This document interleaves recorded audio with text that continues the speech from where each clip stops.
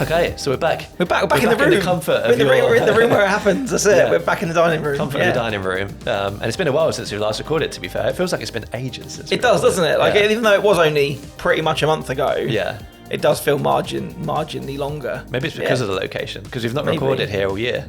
No, we haven't. Technically, we haven't, no. Yeah, the last thing we did, the Christmas tree was up. And yeah, true. And then we, off to Cozy Club, and then obviously with Hannah, and then back.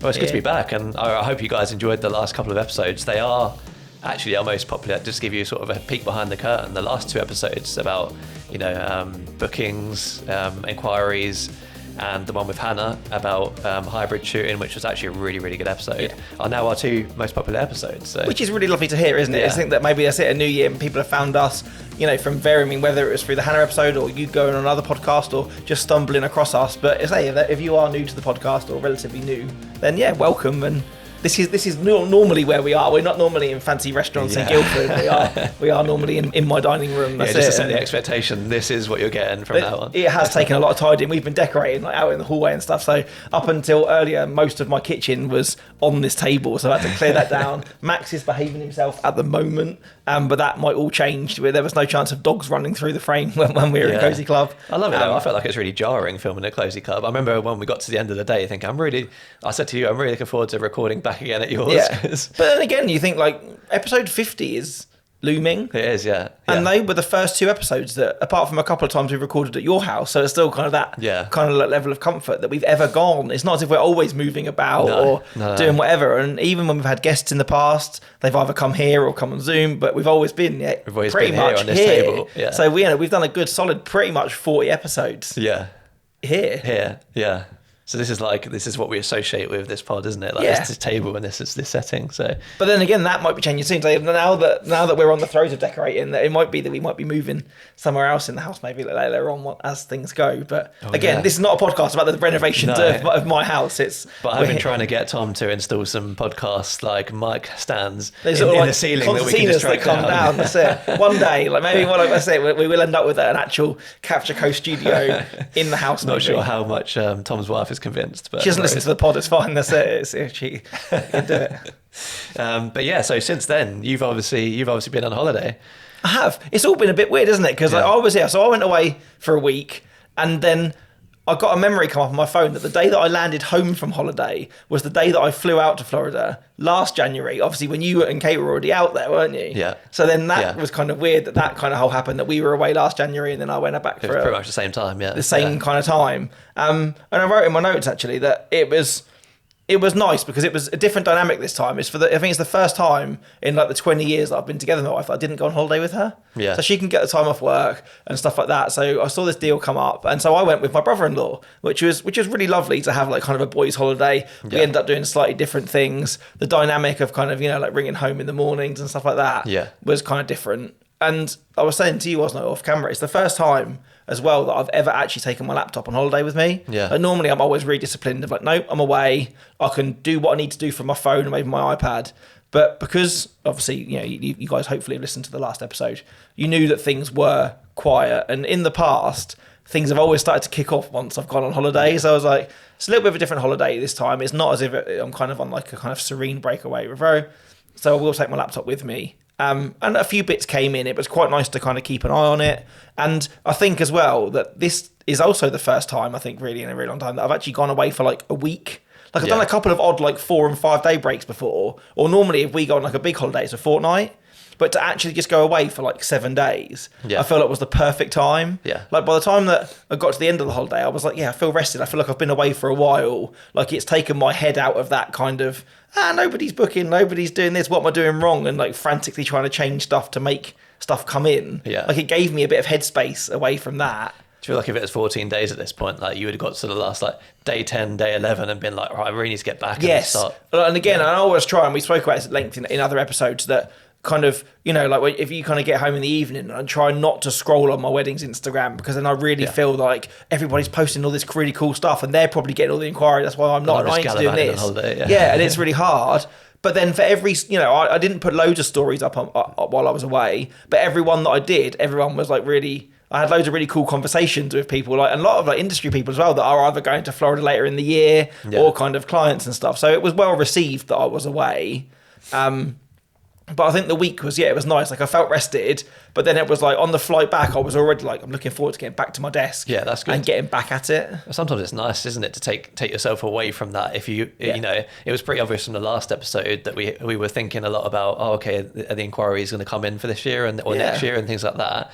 And obviously you're thinking then, what can I do to my website? What can I do to this? And that can kind of overwhelm your brain. So just take yourself away from that and be like, oh, actually, like, it's fine. Yeah. And just relax. I think it just gave me some clarity about, again, I think I was kind of that like headless chicken a bit before, like, I've got so much I need to change. And then like when I get back, I've only got like sort of 6 or 8 weeks and season starts and like, I need to get this done, I need to get that done, and try and do everything at once, like an octopus with like 8 laptops trying to like do things at once, where I think even just having those 2 long flights and then a train journey home, to just kind of sit there and kind of go, okay, well, that's important, that's probably needs to get done first, and kind of gave me a little bit of clarity away from my desk. Like, if I know that I can be doing something, I'll just frantically just do lots of little bits of loads of tasks, where to kind of just have that journey or that mindfulness to go, okay, well, this is the most important thing, and kind of give me like an actionable list to work through. We spoke last year about how January was probably the best time to go away. Do you still think that? Yes. Now? Yeah, I really do. Even though that the inquiries that normally flood in whilst I'm on holiday didn't happen, as soon as I got back, I think I landed on a Wednesday morning, and by that weekend I'd already had 3 or 4. Yeah. Which proves my point. If I flew out on the day that I landed this year, that it is maybe for us, it's not those first 3 weeks of January. Yes. Everything starts kicking off pretty much that last week of January, first week of Feb. Yeah. It's worth noting that since we last recorded that episode, and I think you do yourself dirty. I think we've been doing really well with bookings. Like, we're both in a pretty similar spot for bookings, aren't we? I've after that pod we did about inquiries, I've booked 5 weddings since then. Well, I think I've booked 3, but again, I've booked 1 for next year, 2 for this year. I think I'm chasing 4 now. 4? I think still for this year. Yeah. But again, stuff is coming in now. I think really there was a lot of kind of maybe industry buzz about it. We jumped on it. It maybe highlighted a few anxieties that maybe I had. I think because like stuff in the winter had been so slow as well, where normally I was fine sometimes, normally up till the first week of December, autumn inquiries are strong, and they maybe weren't as strong as they had been other years. So I was kind of feeling on the back foot with that. December was a ghost town for me. Yeah. Yeah. But January I had my busiest January in a few years. So see, I was in the end, I finished January with only 1 inquiry less than last year. Okay, yeah, that's so good. That's not. I don't think that's terrible at all. No. And February already is looking that it is stuff coming in, but normally, I think again when we went on holiday last year, I only would have landed 2 or 3 days ago. Yeah. So it stands to reason that I did get quite a few inquiries whilst I was away last time. So. It's kind of wrap that point up. January, I reckon, is the best time to go away. But that sweet spot of like the 2nd or 3rd week of Jan is perfect. Enough that you can finish the last little bits of 2024 in the first week of Jan, pay your tax and the rest of it. Yeah. And then go away and then come back and be like, let's go. Let's go. Yeah. And I do think as well, as long as I can financially afford to, I think if I can try and get away for even just a week in that kind of mid-Jan, I'm going to try and do that every year. Yeah. I think that's going to be the goal.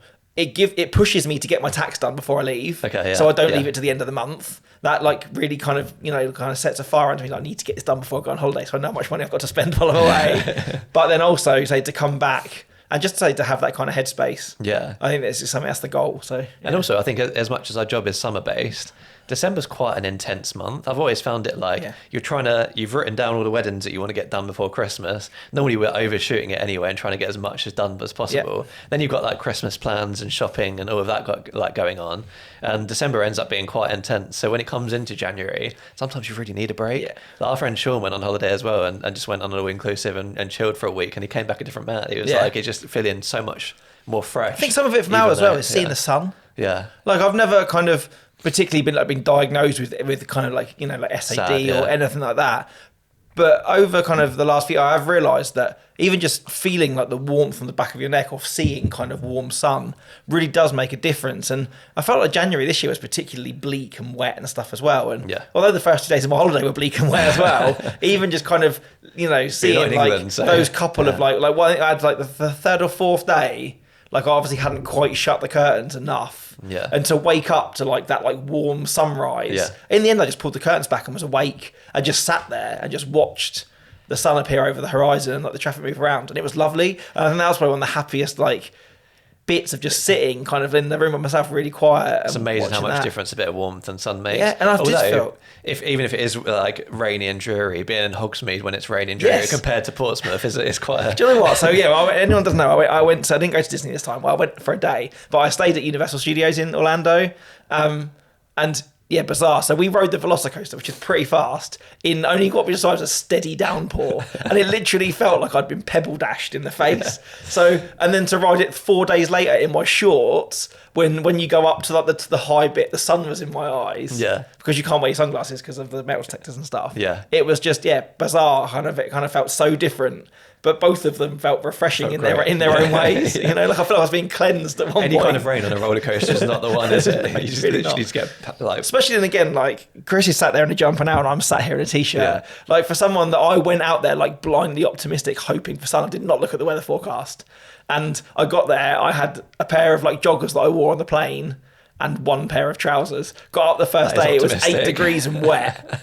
Like strolling out in my shorts and my Crocs. It was snowing not far from where you were. Yeah, it was. Yeah, So... north of the state had snow. And yeah, I was there in my shorts, got very cold on the first day and had to wear the trousers on the second. I couldn't be doing that. I'll be in the outlet buying jeans or something, honestly.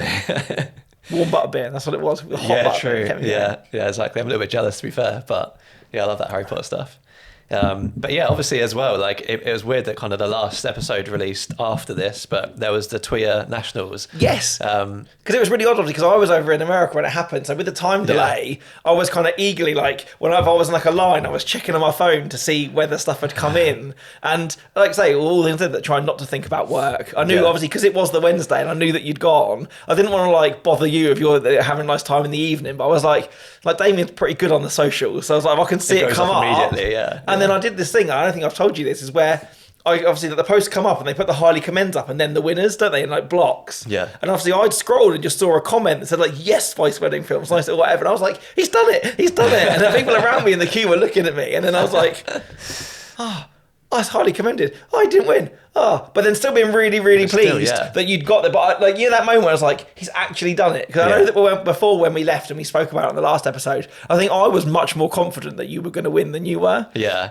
I mean, like, as much as there's being humble or anything, but I genuinely thought I had no chance of winning. I just thought I'm quite happy just to be in this pool of people and have a good time. And like, I went into it with that expectation.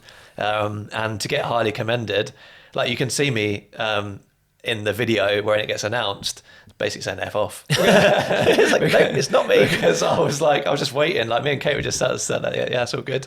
And what a feeling, honestly. Like the whole event builds up to be something that I don't think we can really explain the difference between the regionals and the nationals, but the national just takes it up to another level. That's what I was interested to know. Yeah. Like when I saw like the kind of the video with like the people like swinging from the ceilings on hoops, like the entertainment, it really did feel like a much more sort of like grand event. Although that we were well looked after at the regionals, weren't we? But there are obviously a lot more people there and kind of like awards to get through. That did really feel like a much more elevated. Yeah, it's more of an experience. Like I feel like you kind of go to the regionals and you hang out with your friends and have a drink and that. But like you say, there's entertainment. There's the band at the end. There was the dance floor, which was pretty packed out the entire time after the awards, after the sort of ceremony. And there's so many people.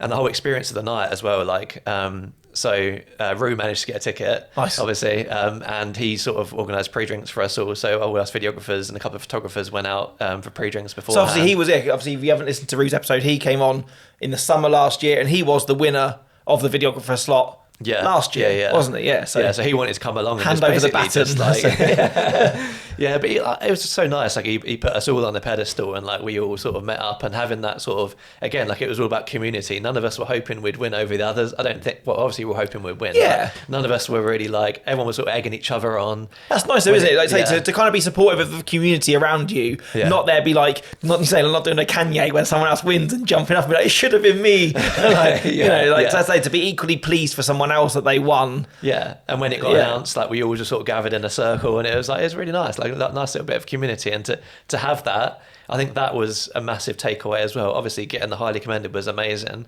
but to have that, like, we're all in this together. Like, we weren't just all in different parts of the room ignoring each other, hoping that we won. It was very much like we lifted each other up, metaphorically and physically, because the winner, Chris, we were like lifting him up on the dance floor and throwing him around. So amazing. But yeah, like, such an amazing feeling to get that highly commended, and obviously, I think the day after was just, I had to spend like 2 or 3 hours just replying to Instagram messages. Which is lovely. It's the best problem to have. It's the best. Yeah. That's because obviously I find it quite hard to decode those kind of things in my head. So once it happened, it's like, oh yeah, that's all good. But then I think it's those things when people start messaging you, like family, friends, like obviously tons of suppliers on Instagram and things like that.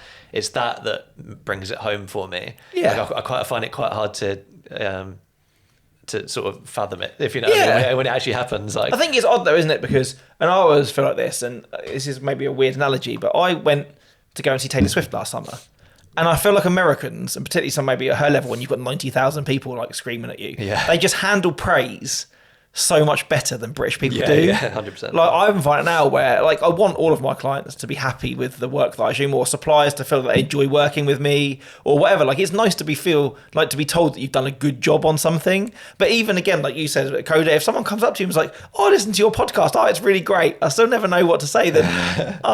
Thanks, and kind of deflect in some way. Where, like I say, I remember that it's a really odd kind of thought to have, is when we went to see Taylor, that everyone like is screaming when she comes out, and she's like, "You're making me feel so good right now. Like, let's." And I was like, like, if that was someone British, they'd just blush and be like, "Oh, you guys," and then it would be really awkward. And I was like, I think they maybe are like, you know, it's always, I don't know how to say that. Do I want to be better at handling praise, or just not be that awkward kind of deflecting guy about it? But at the same time, I think it's kind of really the people that bother to send those messages really, trying to come across genuine, that you do actually really, really appreciate. Yeah, and like I said, it's that stuff that really made it hit home, and like, it got me. I was definitely more emotional the day after getting these messages and replying to them, and just like, I was sitting there like, that's just a lot right now. Like, it's like when you do, like, if you had a speech or something to do and everyone's sort of like egging you on and things like that, it felt like that. And it's definitely a toxic Britishism of not taking praise very well. But yeah, that was a really nice feeling. Well, I think it should be, like, obviously Kate was there with you, and she is as much of a part of your business, but it's still something that you have built from the ground up, isn't it? Like, there's no, like, you're not like won an award within a company or whatever, or that. Like, for the most part, like, you are pretty much a one man and one woman business, but for most of the day-to-day running has come from, every action that you've made and all of those things. So in some ways, I think that's why it maybe feels so kind of like, oh gee, because there's no one to share that with. Like, if you're a football team and you win, you can all jump on each other's shoulders and kind of do that together. But when most of the people that go there and stand there as literally one person businesses, it does really kind of feel, doesn't it, for every late night and every time you've doubted yourself, or people that, have kind of done this and that, you go, it kind of is, I feel that as kind of, or to have a reminder of, no, actually I'm doing the right thing. Yeah. It's the doubt that you sort of always have in yourself, that am I going in the right direction? Am I doing this right? Am I doing this right? And now that, your couples have voted saying that you've done it right, and you've got the feedback saying you've done everything right, and then also the judges have also like looked at your videos and say you've done something right, in the end, I feel like I've been much more confident in my business since then, or in myself really, since getting that sort of highly commended, because I'm like, oh, well, if everyone else thinks I'm doing it right, I must be doing it right. Which is interesting, isn't it? Because I know when we spoke to Rue, that was something that he really said, that particularly where he was a photographer first, then moving across, it was like, it kind of gave him that validation. And I think maybe like all of, with Coda now and the education that he's offering and everything, has all come. You can almost tell that he feels kind of validated to be able to give that information stuff, and I think for you, obviously knowing that amongst the judges, obviously Rue himself, the Lawsons, who you did their film school about a year ago, it was a year this month, and stuff like that. So it's kind of feel that it's kind of that you've been kind of a student of theirs, then they've almost kind of given you that nod, hopefully somewhere, that when they've judged your films and stuff. I think it really it's weird, isn't it, kind of thinking, because we're not in any league tables or kind of rankings with anybody else in the industry, but I think in someone in your head you always do, oh well, they're better than me, or they're above me, or whatever, don't you? And so to kind of feel like, well, really, that you are much on a very much even playing field with those people of that caliber now. And I think maybe, yeah, that changed my perspective on things as well. I very much went into it like, oh, these people over here are the best of the best, and I'm just in this group, basically. Yeah. But now, the sort of validation, actually, I do belong here. Does that make sense? Like, Yes. I didn't think I didn't deserve it, but I was like kind of feeling like, oh, do I belong in this like, group of people? But yeah, that validation's been nice. And just to beat yourself as well. Like, I sort of, you know, obviously got highly commended, then we won the regionals, and like, every year it just seems to be getting better and better. And that's the main aim for me. Like, everyone else is doing their own thing. Like, if you can be better than last year's version of yourself, then it's good. Especially when you know that you've put real hard work in to better yourself and better your business. Yeah. It's shown that that's not all been in vain, or that the things that you've changed for the better. You've not ended up going backwards. Yeah. You know what I mean? Like, if you were highly commended one year and then didn't even make it to the podium the next year, you kind of go, well, should I change it all back into how it was before? Yeah, have I done something like, wrong? I don't know. Obviously, everyone's going through a process, and it's so much bigger than that. But it's hard not to think those things, isn't it? Again, when you are kind of one person, kind of rationalise all of this. Like, what am I doing wrong? Yeah, but to know that you are always moving up. Moving up is a good thing. Yeah. So next year's the title, is it? Are you bringing the big trophy home next year? That's it. I've been thinking a lot about next year. I did say that I wouldn't enter again because I wanted to try and use the money and the sort of mental headspace to focus on other things. And then there was always that little bit of me afterwards, like, oh, I got highly commended this year. Should I go again? But then I said to someone else the other day, I was like thinking about going again, and I was thinking, if this is no reflection on any like the process or anything, but if I went again and didn't achieve at least what I achieved last year, I'd probably punish myself more than if I just didn't go. The mental detriment is not worth it even. Like you say, if you go backwards and you're like, okay, should I, like, am I doing something wrong this year that I didn't do last year? And also, like, let's be honest, that late coma wedding probably did quite a good job. And I don't have one of those this year, like one of those sort of like big, like this is the, and it shouldn't have, because that was an amazing wedding, to be fair. Everything looked amazing. But I did have other weddings that I submitted that I thought were like definitely more, like narrative or story, I think, than those. Like, I've said that, and I've said it to you off pod and so on, that I think because, again, the weather, the location, the destination, the fact that it was your first like proper destination, I think like you always want to really bring it, don't you? And kind of go like, you know, I've come this way, I want to make this everything that it could be. You definitely nailed it, and it, because it is kind of so much brighter and flashy. And then the couple obviously were so much more wanting of that kind of, I don't need to word editorial, but a lot more couple stuff than you normally do. Yeah. It definitely is a wow piece, isn't it? I was going to say, I think there's definitely a wow piece. Yeah. And I think that helped, having that sort of like, you know, if you log on and you see that, that's like as a judge, like it's quite like a whoa, this stands out. I think as well, I think what it did for me when I looked, you know, obviously you sent me the films that you were going to submit to look through. Yeah. Is it showed a confidence in the work, but also the fact that you are just a good filmmaker. It's not as if that you're running a template system here, and you can go, this is me, I'm a storyteller, and then you put like a certain amount of things, and as long as there's a good dad reaction, some cracking speeches, and some nice vows in the ceremony, you can pull a good film out of it. You made something with that which honed into different parts of the day, because there maybe was less of an emotive story, but then in your other films, which are much more narrative or audio heavy, it showed that you have the skills to do a couple of different things, but still do it in your style, rather than being, this is what I do and I do it really well. But there's these are three films at three different venues, which are almost the same style, but the same style, but hone into different things on the day, depending on what the couple wanted and things like that. Yeah. So, but again, it's got to feel right, hasn't it? I think I'm still on the fence at the moment. Obviously, I got my feedback, my client feedback, because that comes out after the nationals.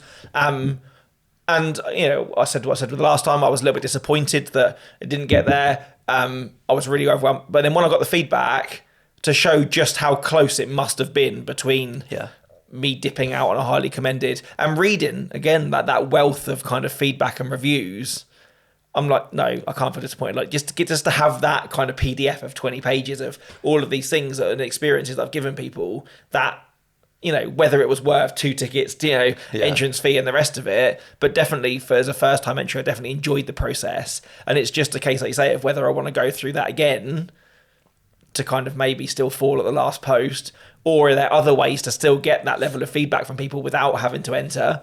Yeah. I don't know, but I'm definitely glad that I did it. Was it me and you that were talking about how it's hard. I think it's harder to get reviews on the years that you apply for TWIA. Yes, I found because this. You're trying to get votes, and you don't want to ask too much of your couples. And yeah, you can, and I'm sure couples will do both. But it's or use the similar things. But I felt that once I'd asked for that, I would have felt a kind of a little bit if I was pushing my luck to say, if a week later I was like, actually, can you put that on Google as well? Yeah. So again, as much as it's nice to win awards and the rest of it, and they help your business, we are still running businesses, which, with Googlegate last year and the way that Google's doing funny things and deleting people's, a few of people's reviews at the moment. I don't know if you've been falling victim to that, where some people are having a couple of 2 or 3 of their reviews just not appearing anymore and stuff. So I thought it was only the number that was wrong, but I'm not sure. I'm not too sure, but they're doing funny things. Obviously, Google reviews are important, is what I'm trying to say. If it means that you get a year where you barely get any because everyone's voted for you on TWIA instead, that has an impact, doesn't it? Yeah. So, but an interesting thought anyway. But that was great. And obviously, I'm still sort of catching up on edits a little bit. I've got my last, I think, 2 or 3 to deliver. But we've both been sort of doing little things in our downtime, which is quite fun to talk about, I think, as well. Yes, I think at first you need to dive into, say, there's some stuff in here about kind of like streamlining workflows and stuff, and I think there's some really fun hacks in there, which if there are people with 2024 edits still hanging over, that maybe could do with a little bit of that knowledge. Yeah. So when I have downtime, I get really geeky with things, right? My head just goes in all these random places. And I've said on the pod before, I have 2 big things in my workflow that I do for each wedding. One of them is taking screenshots because they're great for website. It's always nice to have a whole bank of screenshots of your best stuff for the year. Like I say, for your website, just to post to Instagram and for backgrounds and stories and things like that. So I take screenshots from pretty much every wedding. And the second thing is at the end of the year, I'll go through every wedding that I filmed and I'll take clips from that wedding, like the best clips from the wedding, so that I put it all into on one hard drive. And I now have a folder with the best clips from the last 2 to 3 years, basically. So at any point, I could open that and make a reel in like an hour. We spoke about this, didn't we, on our Preparing for the Season podcast. Yeah. But at the end of the day, although it's a quieter time of the year, it still takes time, right, to go through that bank of weddings. It's still a long process. And for screenshots on DaVinci Resolve, essentially you have to right click and get still and everything, and then when you export it or when you sort of save it all, it saves as like a 5 to 10 megabyte file, which is pretty big for a 4K screenshot. It's mega, isn't it? It is, and you just sort of think that's a lot, consider it's just a screenshot of video. Then you have to put it through like a compressor and whatever and put it onto before you put it onto your website.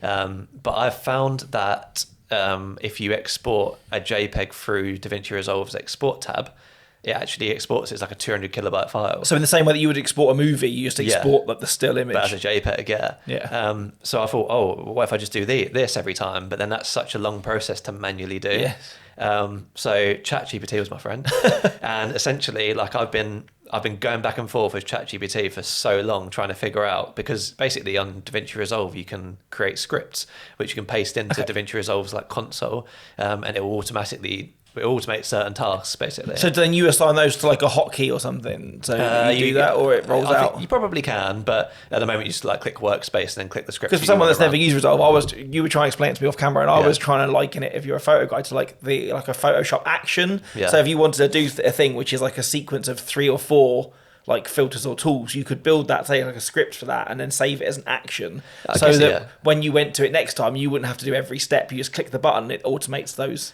Yeah, you can pretty much do that. Yeah. So it took me a very long time because ChatGPT was just not writing it in the way that Resolve liked it, basically. But I did so much research on it, and eventually I've come up with this script now that allows me to just put a marker on the timeline every time I want to export, everywhere I want to export a screenshot. So literally a single tap, putting a flag. It's literally scrub through the timeline, you hit M to hit a marker, and then you can just do it really, really quickly to get all your screenshots.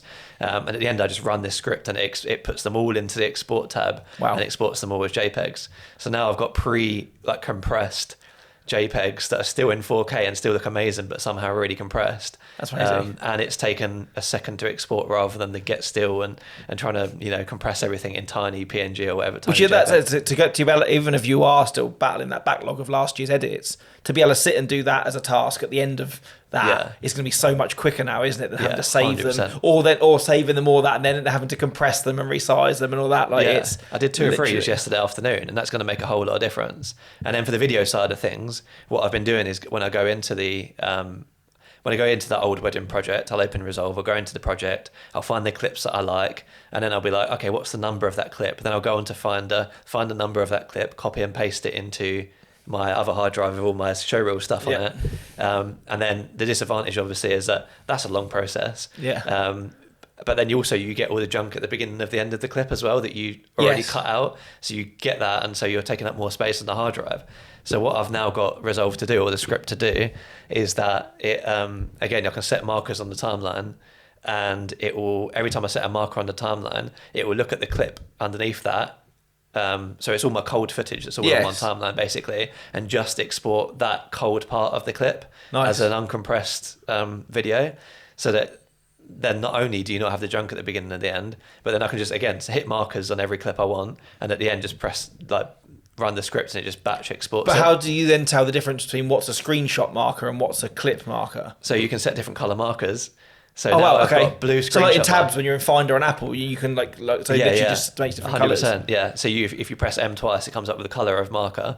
So I've got the script for screenshots only looks at blue markers, and the script for exporting video only looks at red markers. Clever stuff, isn't it? It's just improved my workflow so much, and it won't help me day to day editing the films. But at the end, when it comes to making reels, Instagram, that sort of thing. Which to be more robust with socials, that's it. And if you're someone that really struggles to know what to post, or then just opens a hard drive and go, oh, there's my 40 weddings from last year. Maybe there's something in that one or that one. You could waste a day just trying to put together one reel. Where to do that, even if you add that to your workflow in the way that you edit a wedding, that once it's exported, the last step before it's archived or whatever is to go and do that process. Yes. You know that you're constantly building that bank of content all the time. Rather than doing it all at the end of the year. But it seems less daunting, doesn't it? When you go, it's only a 2-minute task now, or 10-minute task now, rather than, I need to buy half a day just for, gathering content for social media. That seems such a big... thing you're to right. do, It's such a smaller task now that it could be added on to the end of a workflow. So is that script going to be the next product in your Shopify coming soon? So if you can... I'd love to. I don't know how much it'd be worth, to be fair, but it would save a lot of time. So we'll see how much the inbox goes wild afterwards. That's it. Once this episode drops, everyone's like, I need that script. I love this stuff, and obviously, using AI for that sort of thing has been a game changer. I feel like there's a few more things that I'm working on that I might sort of bring up in the next pod, but it's... I think as well, we've done one briefly in the past, and I think it was really Imagine heavy, wasn't it? Or photo editing heavy. But I think on the kind of the roster of episodes for this year, I think we really do need to revisit the AI kind of... Because I think that is a really positive use of AI. I think there's a lot of things that people have gone, it's really damaging, or it can do this, or it's really scary. But I think there are a lot of things, and from someone like myself, that when you were explaining it to me earlier, it was like, what? I say I've heard lots about ChatGPT, but never even opened it or started to use it. Yeah. Where now I'm like, if that could help, if that can help you in that way, maybe there are ways that it can save time for me. Yeah. And that's definitely set my mind kind of going as to, okay, maybe that is a really good use for it, rather than it just going, write me a speech for this, or finding me that. There are actual ways that you can utilize it, that you can use it. Yeah. Well, like you've been saying, obviously, you popped over for dinner on the weekend, that you can ask it for recipes for food. Yeah. Or get it to make your how do I make this cocktail and stuff like that, which is insane. Yeah, we literally typed in ChatGPT, we've got frozen this fruit, frozen this fruit, and some yogurt. What can we make out of it? And they're like, you can make this smoothie. ChatGPT was like, you can make this smoothie. So we tried it, followed the exact recipe, best smoothie ever made,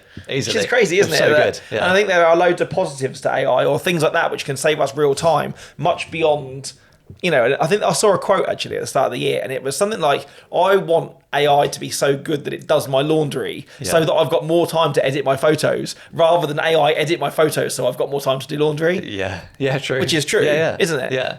You want it to do the stuff that is tedious, so that you can do the stuff that the simple, repeatable tasks that also aren't that fun. Yeah, you want the AI to do, so that now you can literally spend all that time you've saved either playing paddle, probably if it's you, or doing, say, the fun bits of your work that you actually enjoy. But anything like that, which is a real drag on your time, I think is a really, really positive use of AI. Yeah. I wonder if there's Lightroom and Photoshop versions of these scripts that you can write in DaVinci. It's got to be, and look at that. But and also, so I've in this deep dive of research of things that I can improve my workflow, I came across an AI color grading software, which would be a game changer.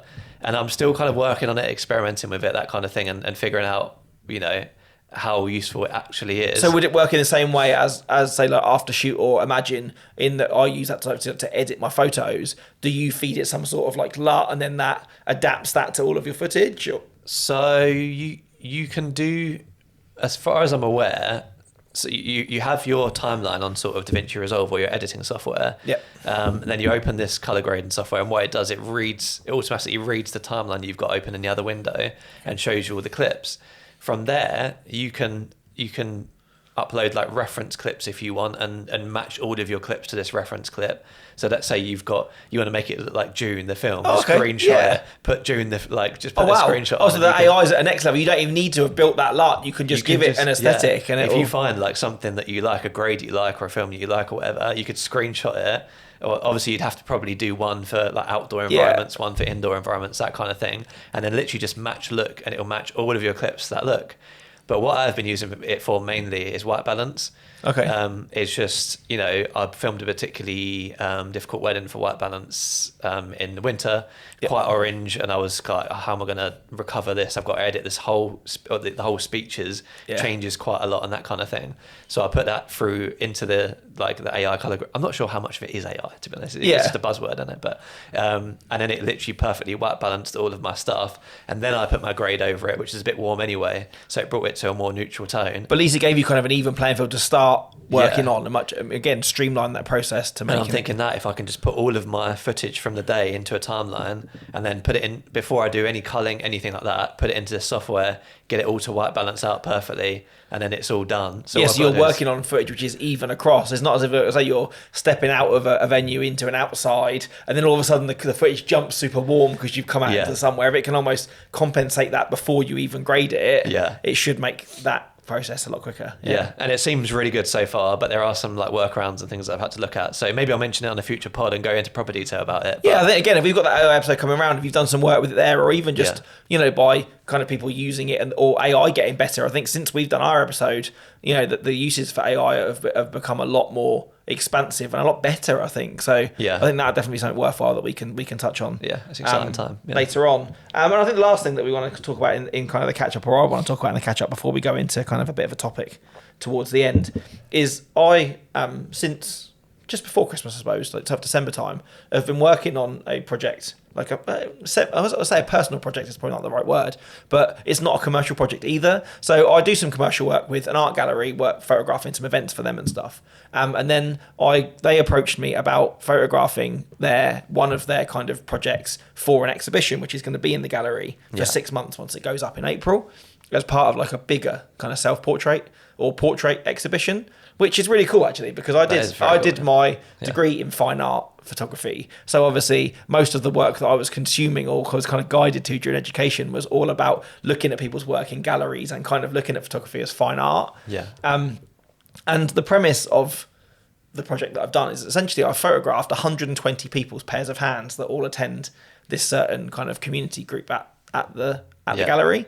And some of them have held objects, some of them have kind of done different things, and the rest of it. So now there's going to be this really kind of big project which is going to go up on the wall, say in April in the gallery. And it's just been really nice to kind of work on something which isn't kind of like commercial, where they want the earth from you and want it yesterday but want to pay you in 3 months. And it kind of lends enough, because anyone that kind of knows my like wedding work, it kind of ties on that sentiment of photographing people, but then not necessarily photographing their faces and hands and stuff, which is really cool. And then obviously having that experience of getting to 120 people to kind of sit for me, and then kind of having the conversation of telling me their stories of why they've brought the object that they have or why they're doing what they are with their hands.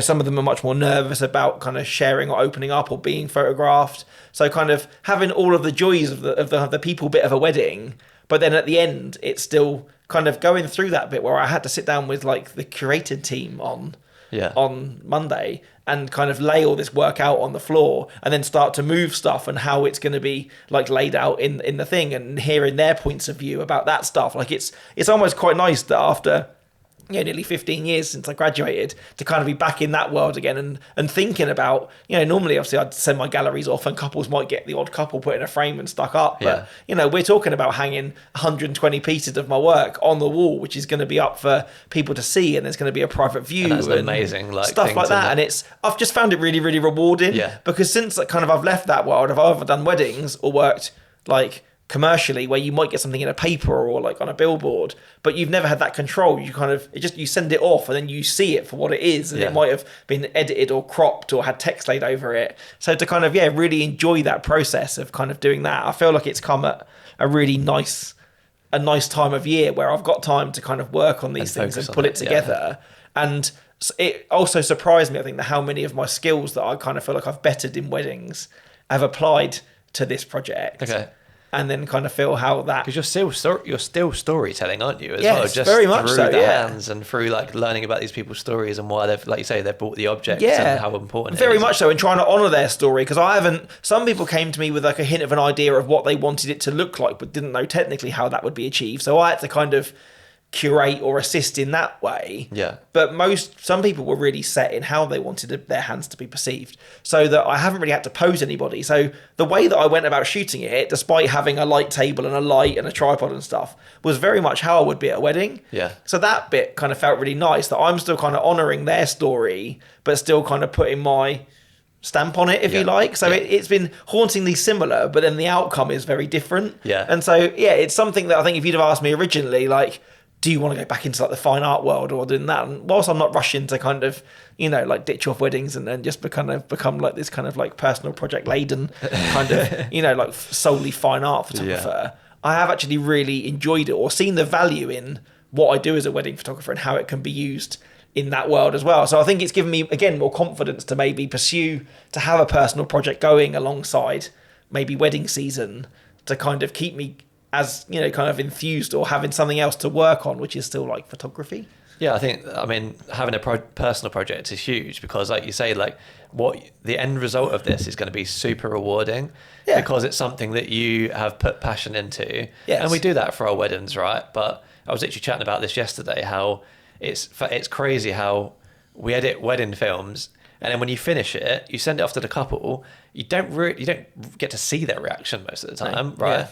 And then once it's sent off, you're like, okay, on to the next one then. Yeah, and there's no real time to sit there and appreciate. You don't get to watch your film on a cinema screen or like admire your creation. Yeah. I think that's it, isn't it? Or like we were saying with that the awards, you kind of get in that feedback. You get a lovely email from them, but sometimes it's not always about that, because I think again, like we're polite British people. Some people feel they have to be nice, or you don't hear anything at all, which I think is even more damaging. But to be able to kind of like have like a private view for your film.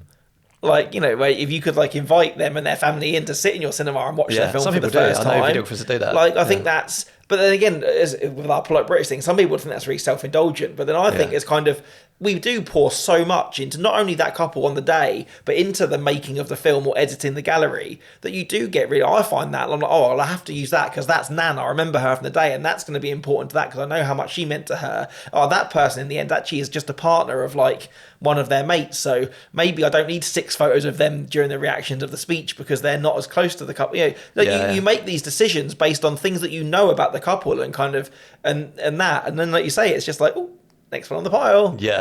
Yeah, it feels a very like next one, but then you can when these photos are actually going to go up in a gallery somewhere, which I will definitely go and see, by the way. Oh, you're going to go see it? 100%. Yeah, I'd absolutely love to. And you can go and just like really appreciate that and soak that in and be like, I did this. Yeah, like, it's always going to be there. You'll probably take your camera and take photos of that, won't you? And I think I'm definitely going to try to. I think normally I've shot private views for them and installations, so I'm going to try and do some installs once it's gone up. But then on the actual night itself, I think I'm just going to go like, and again, it's things like that. Like they said to me, you can get some people to invite some people, so I can take Ro with me. Like I can invite, my mum's going to get like an invite in the post to come to the private view. I'll make sure that you get one as well. Nice. And it's just nice like that because you have these conversations with family and stuff, and by proxy, I think you have to when you work in a one-man business. You do talk about kind of your work and stuff to people. Yeah. But it's nice to kind of go like this is what I actually do. Yeah. Like I never like bust out the wedding album that I've made to my mum. I don't. I might talk to her maybe about a wedding that I've been to, but you don't really sit and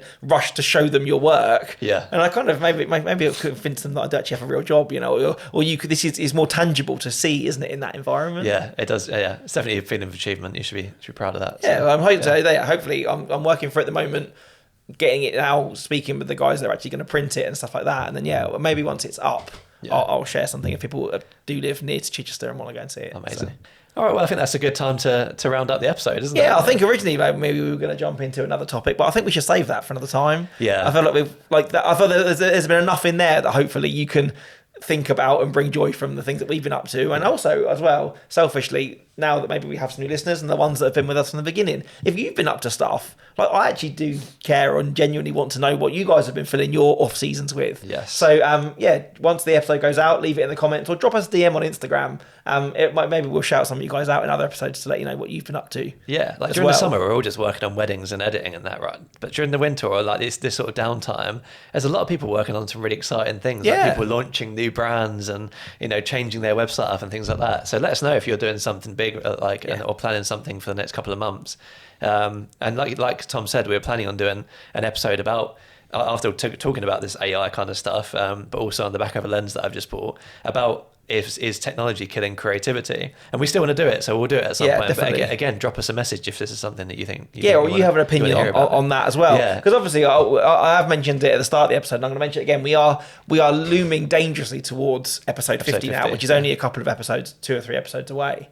And I do think that much in episode 10, we had kind of a bit of a summary and this and that. I would like to do something maybe a little bit different or a little bit special for episode 50. Like we've toyed with the idea of maybe getting some of our pals in to join us and do that. Or if we could get enough of you guys maybe to leave us voice notes or little recordings about tips that we've given you through the pod or something like that. It would be really lovely for episode 50, because as much as it is lovely for us to be back in our dining room with the two of us, we feel like this podcast does go out to so many of you and hopefully has given some of you, it would be nice to kind of bring some of your opinions into the pod or see ways that maybe things that we've said or have in this chat has helped you maybe. So that's something I'm going to put out there. So we'll probably do an announcement on Instagram or like a request on Instagram. But if you're listening to this, send us a voice note. Send us what, if you've learned anything from the pod, if you've got any wedding horror stories or funny stories that might be good to tell on the pod for episode 50. What else? Like maybe some other opinions that you've got that you've sat here shouting into your. And if you want to remain anonymous, tell us, and we can read them out if you don't want to be named. But I just think that again, like we started this podcast mainly to do. To once so we could hang out and kind of have some community, but also to kind of hopefully give some people that don't have that something to kind of listen to and realise that they're not alone in the industry. So I think for 50, I'm going to tentatively put that out now, that would be something that I think if we can get enough of you guys to do it, could make a really, really cool episode. Yeah, I think that'd be really good. All right. Well, thanks for listening. Thanks for watching. And we'll see you in the next one.